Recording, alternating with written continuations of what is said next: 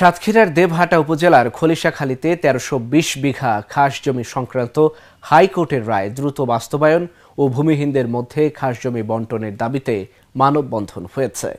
সোমবার দুপুরে সাতক্ষীরা জেলা ভূমিহীন সমিতির আয়োজনে শহীদ আব্দুর রাজ্জাক পার্কের সামনে সাতক্ষীরা আশাশুনি সড়কে এই কর্মসূচি হয়।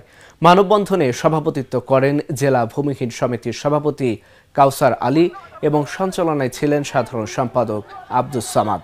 এছাড়াও বক্তব্য দেন জেলা আইনজীবী সমিতির সাংগঠনিক সম্পাদক অ্যাডভোকেট আকবর আলী, ভূমিহীন সমিতির সহ সভাপতি শেখ হাফিজুর রহমান, সাংগঠনিক সম্পাদক জি.এম. রেজাউল করিম সহ অন্যান্যরা।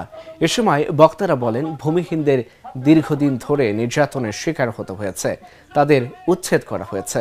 হাইকোর্টের রায় দ্রুত কার্যকর করে তাদের পুনর্বাসন করতে হবে। এমনকি এই খলিশাখালী ভূমিহীন পল্লীতেও কয়েক মাস পূর্বেও একটি হামলার ঘটনা ঘটেছে।